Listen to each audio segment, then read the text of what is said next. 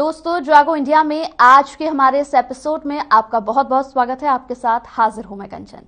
कल हमने जागो इंडिया के एपिसोड में बेहद दुखद और हृदय को छूने वाली घटना पर चर्चा की थी कि हमारे सीडीएस जनरल बिपिन रावत और उनकी पत्नी मधुलिका रावत सहित 13 लोगों का हेलीकॉप्टर क्रैश में निधन हो गया। इस खबर ने पूरे देश को गहरे सदमे में डाल दिया। आज सीडीएस बिपिन रावत जी का राष्ट्रीय सम्मान के साथ अंतिम संस्कार किया जाएगा। एक बार फिर से उनको विनम्र श्रद्धांजलि। दोस्तों, आज हम अपने इस एपिसोड में बात करेंगे देश के अन्नदाता यानी कि किसानों के आंदोलन की, जो पिछले 1 साल से भी ज्यादा समय से कृषि कानूनों को वापस लेने की मांग को लेकर देश के अलग अलग हिस्सों में चल रहा था। वहीं दिल्ली के बॉर्डर्स पर आंदोलनकारी किसान लगातार डटे हुए थे, लेकिन लंबे समय से जारी ये किसान आंदोलन अब खत्म हो गया है। संयुक्त किसान मोर्चा ने लंबी बैठक की, जिसके बाद 11 दिसंबर को घर वापसी का फैसला लिया। अब आपको दिखाते हैं कि कैसे इस पूरे आंदोलन की शुरुआत हुई और कैसे सरकार ने कृषि कानूनों को वापस लेने का फैसला लिया। देखिए रिपोर्ट।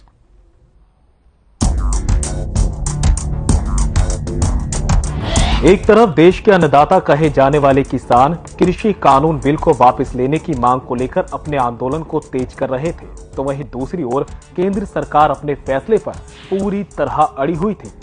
किसान आंदोलन की शुरुआत किसानों के दिल्ली पहुंचने से पहले ही शुरू हो गई थी, जब सरकार जून के पहले सप्ताह में कोरोना काल के बीच 3 कृषि अध्यादेश लेकर आई। इसका विरोध विपक्षी दलों के साथ साथ किसान संगठनों ने भी शुरू कर दिया था। पंजाब में इसके विरोध में रेल रोको आंदोलन से लेकर कई तरह के विरोध प्रदर्शन किए गए। किसानों ने सरकार के पुतले फूंके। अगस्त में किसानों ने जेल भरो आंदोलन किया और सैकड़ों किसानों ने गिरफ्तारियां दी। देखते देखते किसान आंदोलन इतना उग्र हो चुका था कि पंजाब में किसानों ने पहले तो 24 से 26 सितंबर 2020 तक रेल रोकी। उसके बाद 1 अक्टूबर से कृषि कानूनों के विरोध में पंजाब के किसान संगठनों ने राशन और तंबू लेकर रेलवे ट्रैक हाईवे पर डेरा डाल दिया। 24 नवंबर को पंजाब के संगठनों ने दिल्ली कूच की तैयारी की। इसके साथ ही उत्तर प्रदेश, मध्य प्रदेश, राजस्थान से भी दिल्ली कूच किया गया।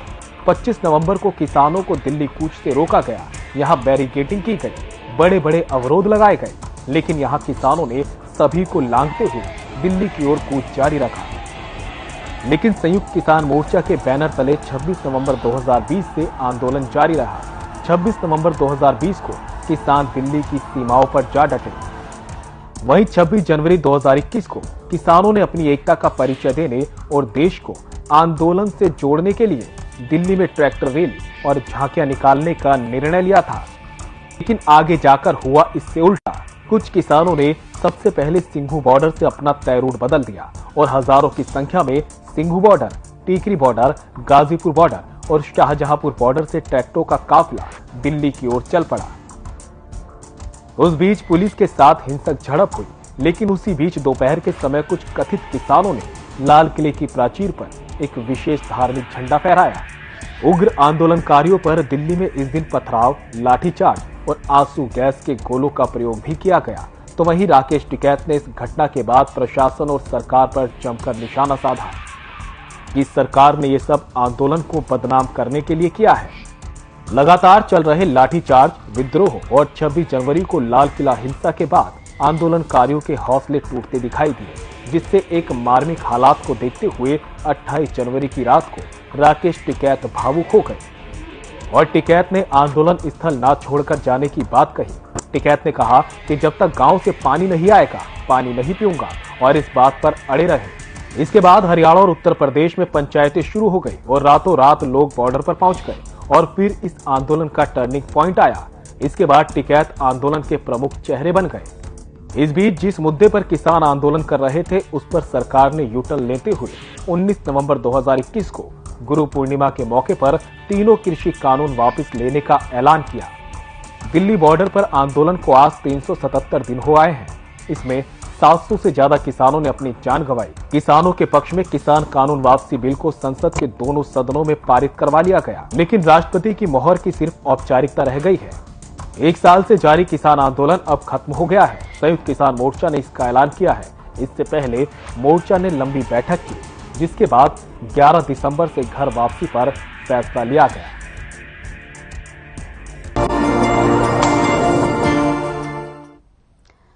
तो इस चर्चा में शामिल होने के लिए हमारे साथ यहां पर जुड़ेंगे रंजीत चौटाला जी, जो बीजेपी में मौजूदा बिजली मंत्री हैं, और साथ ही कांग्रेस विधायक आफताब अहमद भी हमारे साथ जुड़ेंगे। चर्चा करेंगे इसी खबर पर। लेकिन सिंधु बॉर्डर की बात अगर यहां पर कर ले तो सिंधु बॉर्डर पर संयुक्त किसान मोर्चा ने बैठक की, जिसमें संयुक्त किसान मोर्चा ने बड़ा फैसला लेते हुए ऐलान किया है कि 11 दिसंबर से किसान घर वापसी करेंगे। वहीं बैठक के बाद किसानों ने प्रेस कॉन्फ्रेंस भी की, जहां राकेश टिकैत ने कहा कि 11 दिसंबर से किसान बॉर्डर खाली करेंगे। किसानों ने यहां पर अभी से अपना सामान समेटना शुरू कर दिया है। वहीं योगेंद्र यादव ने भी कहा कि सरकार से कई बातों पर सहमति बन गई है, जिसके बाद आंदोलन स्थगित करने का फैसला लिया गया है। इस दौरान गुरनाम सिंह चढ़ूनी ने कहा कि आंदोलन अभी खत्म नहीं हुआ है, अगर सरकार अपनी बातों से मुकरती है तो फिर से आंदोलन का आगाज होगा। सुनिए क्या कुछ कहा गया। इकट्ठा यहाँ से जा रहा है, ये एक बड़ी चीज है। और 11 तारीख से जो बॉर्डर है हमारे हैं वे खाली होने शुरू हो जाएंगे 11 तारीख से, और उनको 2 दिन लगे, 3 दिन लगे, 4 दिन लगे। आज से भी बहुत लोग उसकी पैकिंग शुरू कर दी है। और यहाँ से हम 2-3 चीजें इकट्ठी करके जाएंगे कि संयुक्त मोर्चा था, है और रहेगा। अभी जो हमारा आंदोलन है वो जो सरकार ने वादे किए हैं उन वादों के अनुसार अभी आंदोलन को हम स्थगित किया है और हर महीने उसकी समीक्षा करते रहेंगे। 15 जनवरी को फिर एसकेएम की मीटिंग बनाई है। अगर सरकार अपने वादों से दाएं बाएं हिलती है तो फिर उस स्तर पर स्टैंड कर जाएंगे और फिर दोबारा आंदोलन करने का फैसला लिया जा सकता है, अगर सरकार अपने वादों से दाएं बाएं हटती है। जो सबसे बड़ी हमारी चिंता थी कि हमारे हजारों साथियों पे केस है तमाम राज्यों, सरकार की तरफ से परसों जो प्रस्ताव आया था वो ये था कि पहले आप आंदोलन वापस लो, उसके बाद हम केस वापसी की बात करेंगे। हमने उसे खारिज किया और अब भारत सरकार ने कमिट किया है कि यूपी, उत्तराखंड, हिमाचल प्रदेश, मध्य प्रदेश और हरियाणा सरकार ने इसके लिए पूर्णतः सहमति दी है कि तत्काल प्रभाव से आंदोलन संबंधित केसों को वापस लिया जाएगा। बच गई यूटी और दिल्ली, उसके बारे में है भारत सरकार, सेंट्रल गवर्नमेंट के, भारत सरकार के संबंधित विभाग और एजेंसियों तथा दिल्ली सहित सभी यूटी में आंदोलनकारियों और समर्थकों पर बनाए गए आंदोलन संबंधित सभी केस भी तत्काल प्रभाव से वापस लेने की सहमति है।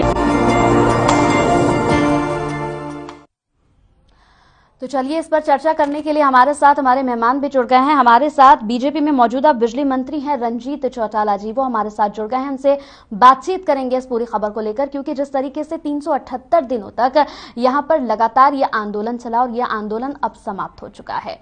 तो बात करेंगे रंजीत चौटाला जी से। रंजीत जी, बहुत बहुत स्वागत है आपका हमारे खास कार्यक्रम जागो इंडिया में।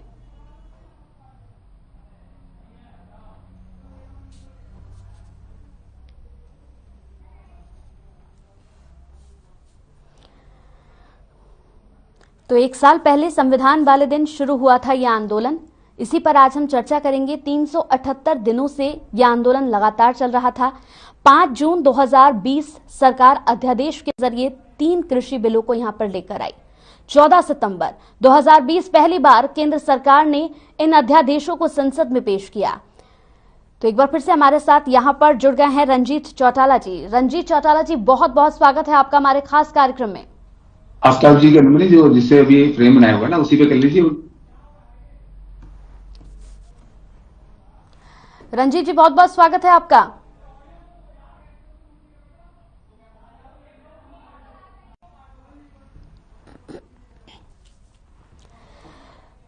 तो आज का दिन बेहद खास दिन है, क्योंकि 1 साल पहले संविधान वाले दिन आंदोलन शुरू हुआ और अब यह आंदोलन खत्म हो गया है। 17 सितंबर 2020 तीनों कृषि बिल लोकसभा में पारित किए गए। वहीं 20 सितंबर 2020 को तीनों कृषि बिलों को राज्यसभा में पारित किया गया। 25 सितंबर 2020 पहली बार कृषि बिलों के खिलाफ किसानों ने अपना विरोध दर्ज कराया और ऐसे ऐसे तारीखें बढ़ती चली गई, विरोध भी बढ़ता चला गया। 25 नवंबर 2020 किसानों ने दिल्ली चलो आंदोलन का आह्वान किया। 26 नवंबर 2020 दिल्ली के बॉर्डर पर पहुंचे किसान। 28 नवंबर 2020 का वो दिन जब बुराड़ी जाने से साफ इनकार कर दिया किसानों ने।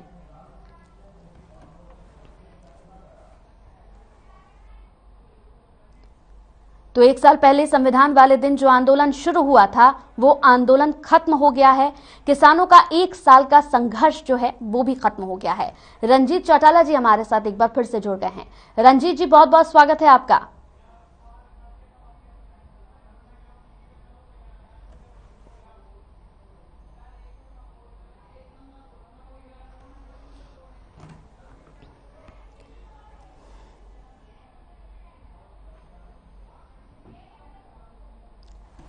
तो रंजीत जी से भी बात करेंगे, लेकिन उससे पहले मैं आपको कुछ खास और यहां पर दिखा दूं। हमारे साथ राहुल गोयल जी जुड़ रहे हैं जो कि एक व्यापारी हैं।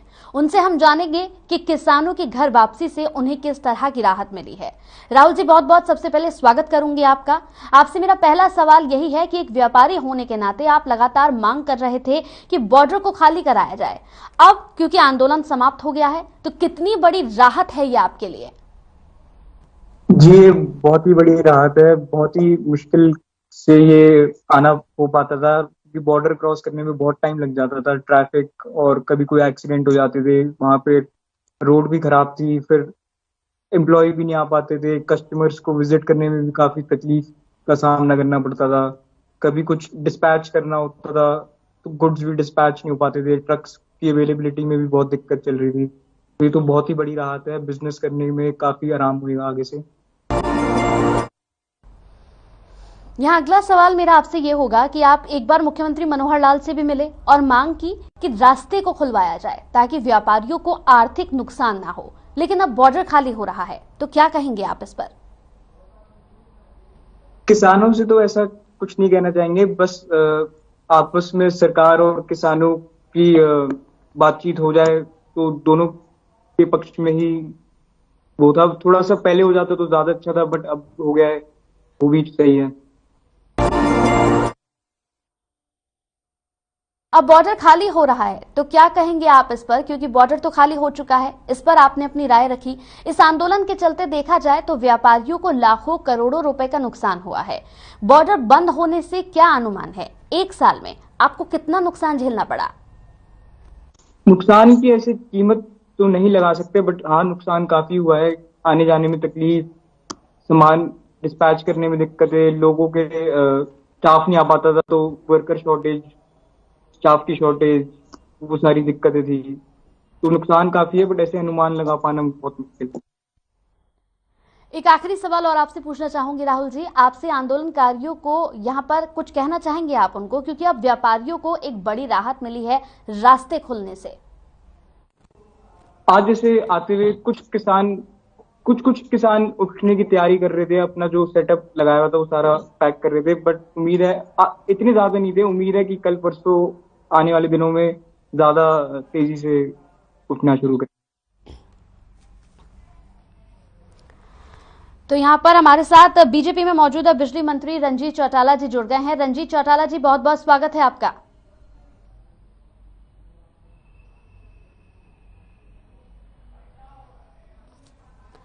जिस तरीके से किसान आंदोलन को एक साल बीत गया है, इस पर हम चर्चा करेंगे, इस पर बातचीत करेंगे रंजीत जी से।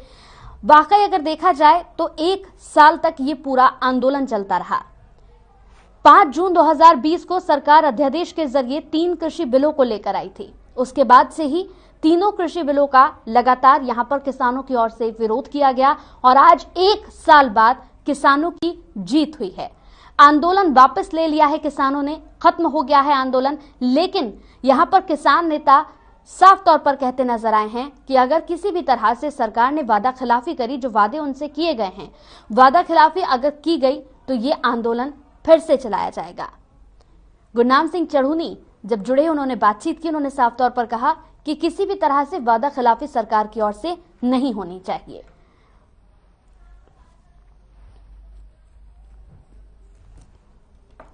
तो किसान आंदोलन खत्म हो गया।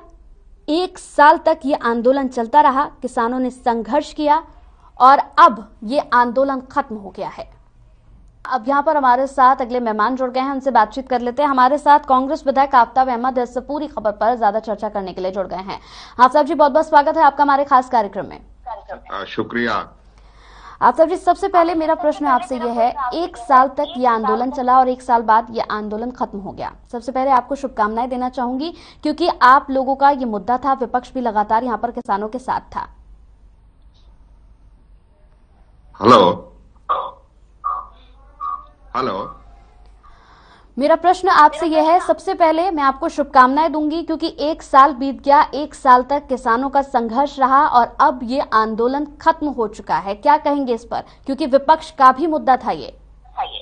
मैं सबसे पहले कहूंगा कि हिंदुस्तान के इतिहास में इतना बड़ा आंदोलन, इतना व्यापक आंदोलन और इतने लंबे समय तक चलना अपने आप में एक इतिहास बना है। और वो इसलिए बना है कि इससे किसान वर्ग पूरी तरह इन 3 काले कानून की वजह से प्रभावित हो रहा था और आम किसान के मन में जो शंकाएं थी, जो कृषि कानून जब बनाया गया था उस वक्त ना तो सलाह ली गई थी, ना जो इनकी प्रक्रिया थी, कानून बनाने की प्रक्रिया, उसमें जो है साफ गोई थी, ना उसमें जो एक प्रोसीजर, जो पार्लियामेंट प्रोसीजर जो फॉलो किया जाता है वो नहीं किया गया था। और सरकार को समझने के लिए सरकार 11 वार्ताएं तो करती है, लेकिन उन चीजों को समझने के लिए सरकार जो है ना तो उन चीजों की भावना को समझ सकी, ना उनकी मंशा को समझ सकी, ना किसानों की पीड़ा को समझ सकी। 700 के करीब किसानों ने गर्मी, सर्दी, बरसात, इतनी कठिनाइयों में अपने घरों को छोड़ के दिल्ली के बॉर्डरों पे अपने किसान साथियों के साथ संघर्ष किया और उस संघर्ष में सभी धर्म जाति के लोग जो शामिल रहे, तरह तरह के पार्टी और सरकार ने कोशिशें करी, कभी आंदोलन को बदनाम करने की, कभी आंदोलन को किसी धर्म या जाति के साथ जोड़ने की, लेकिन किसान डटे रहे, षड्यंत्र करते रहे। लेकिन हम ये कहेंगे सरकार की हठधर्मिता और एक जो हमारा प्रजातांत्रिक देश है उसमें अपने किसान अन्नदाता की ना सुन के इन्होंने 1 साल 14 दिन तक ये आंदोलन चलता रहा। अंत में सच्चाई की जीत हुई, किसानों की वाजिब मांग थी और उन चीजों को इनको मजबूरीवश जब देखा कि राजनीतिक लाभ नहीं होके इनको राजनीतिक हानि होनी शुरू हो रही है और देश का किसान और गरीब एक अब लामबंद होके इसके खिलाफ आवाज उठाने लग रहा है और उनका चुनाव में उनका नतीजे सामने आने लगे, इस सरकार को अपनी हठधर्मिता छोड़नी पड़ी। सच्चाई की जीत हुई, किसानों के संघर्ष की जीत हुई, किसानों के 700 जो शहीद हुए किसान, उनके शहादत की जीत हुई। हम तो ये कहेंगे कि अभी भी जो समझौता हुआ है सरकार उसको पूरे तरीके से उसको लागू करे, एमएसपी का सुनिश्चित करे, जो शहीद किसान हुए हैं उनको मुआवजा दे जिस तरीके से उन्होंने तय किया है।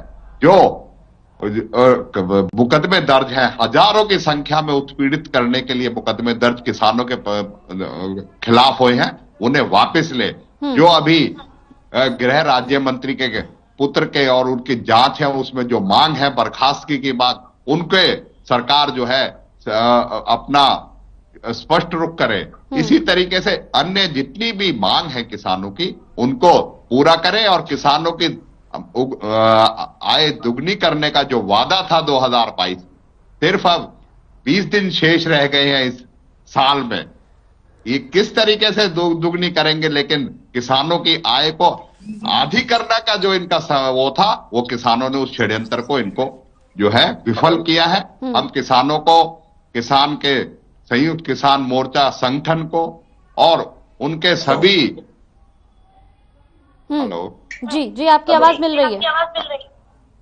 सभी संगठनों को जिन्होंने समर्थन दिया, लाखों करोड़ों किसानों ने, और जब सब लोगों को बधाई देते हैं कि आखिर संघर्ष की जीत हुई, सच्चाई की जीत हुई और किसानों ने अपना जो संघर्ष था उसे कामयाब किया। और हम यही आशा करेंगे कि नए साल में सरकार खुले मन से, खुली उससे लोगों के से जो वादे किए हैं, किसानों से खास तौर पे जो वादे किए हैं, संयुक्त किसान मोर्चे से जो वादे किए हैं, उनको जो है पूर्ण तरीके से लागू करे, जिससे कि विश्वास जो आज कायम हुआ है वो विश्वास आपस में बना रहे।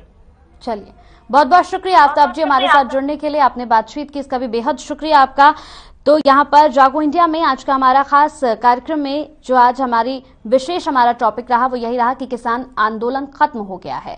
किसान आंदोलन यहाँ पर इस आश्वासन के साथ खत्म हुआ कि सरकार अपने तमाम वादों को पूरा करेगी। तो हमारे साथ यहाँ पर बीजेपी में मौजूदा बिजली मंत्री हैं रंजीत चौटाला, वो जुड़ गए हैं। चौटाला जी, बहुत बहुत स्वागत है आपका। बहुत धन्यवाद।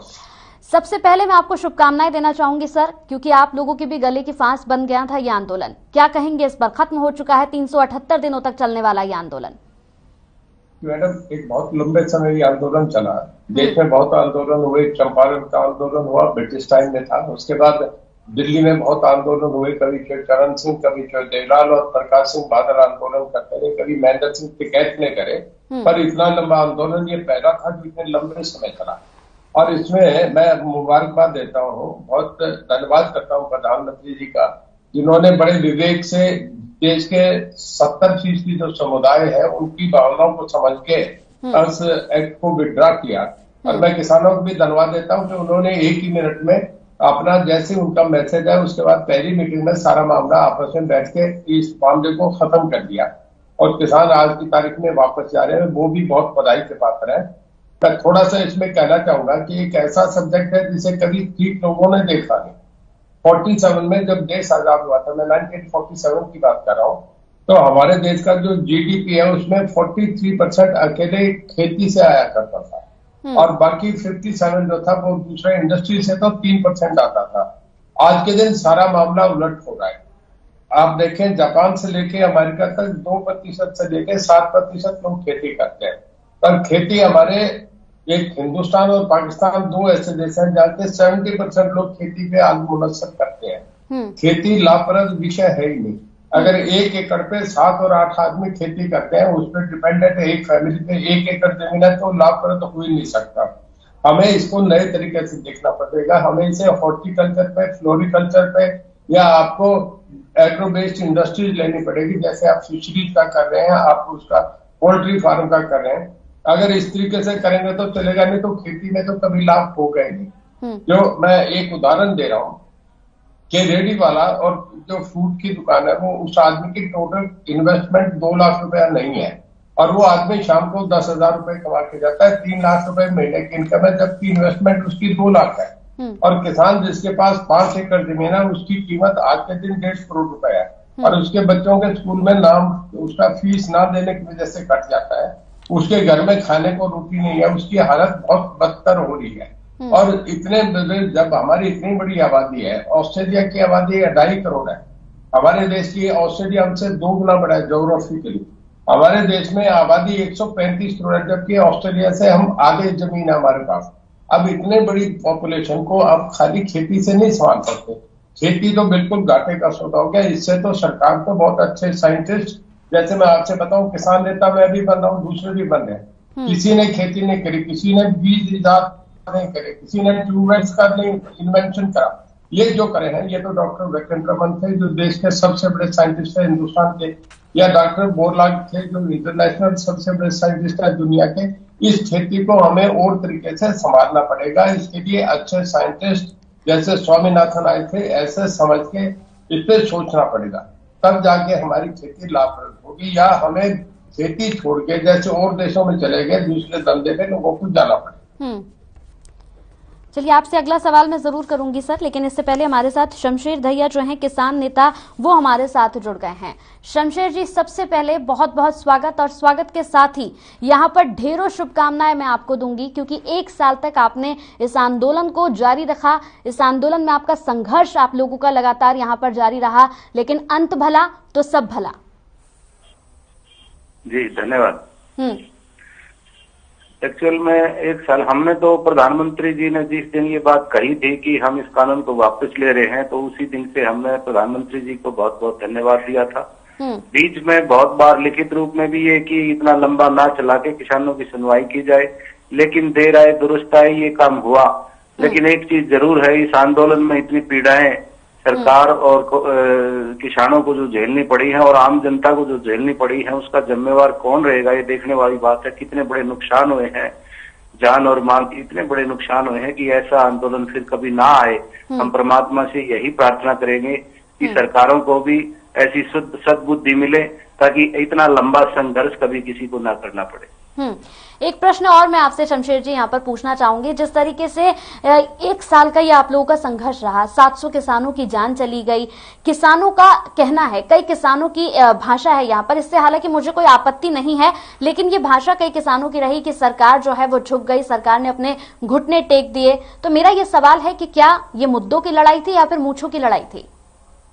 नहीं, मैं तो ये कहूंगा किसान तो मुद्दे की लड़ाई लेके चला था, मूंछों की लड़ाई से कोई मतलब नहीं है। क्योंकि देखो, सत्ता तो देखो राजा राजा होता है और प्रजा प्रजा होती है। ये झुकना और ये करना, ये देखो, ये भाषा हमारी समझ से परे है। हम तो यही कहेंगे, किसान देश के लिए लड़ रहा था, पेट के लिए लड़ रहा था, उसकी लड़ाई को राजा ने माना, हमारे प्रधानमंत्री जी ने माना, हम उनका धन्यवाद करते हैं। लेकिन थोड़ी देरी से माना, ये एक तकलीफ जरूर है, क्योंकि नुकसान काफी होगी। ये जो नुकसान होता है देश का और या पर्सनल होता है किसी का, ये सभी का ही, पूरे राष्ट्र का ही नुकसान है, इसलिए बड़ी पीड़ा है। लेकिन ये झुकने वाली और मूंछों की कोई लड़ाई बिल्कुल कतई भी नहीं थी, इसको ऐसे न समझा जाए। कोई राजनीतिक पार्टी के लोग शायद इसको ऐसा कह सकते हैं, जिनको ये लगता है कि किसी को झुकाना है या और कुछ करना है। किसान का और किसान संगठनों का बिल्कुल 1% भी ऐसा कोई मन नहीं है, ताकि प्रधानमंत्री जी की आन बान शान को कोई ठेस पहुंचाने की बात है। चलिए, बहुत बहुत शुक्रिया हमारे साथ जुड़ने के लिए, और साथ ही यहाँ पर हमारे साथ बिजली मंत्री जुड़े, आपका भी बहुत बहुत शुक्रिया, आपने हमसे बातचीत की। तो 26 नवंबर 2020 से अपनी हक की लड़ाई लड़ रहे किसान आखिरकार जीत गए, और सरकार ने तीनों कृषि कानूनों को वापस ले लिया, जिसके बाद अब किसान 11 दिसंबर से दिल्ली बॉर्डर को खाली करना शुरू कर देंगे। हालांकि कुछ किसानों ने यहाँ पर अपनी पैकिंग भी शुरू कर दी है। तो आज के हमारे इस एपिसोड में इतना ही। नमस्कार।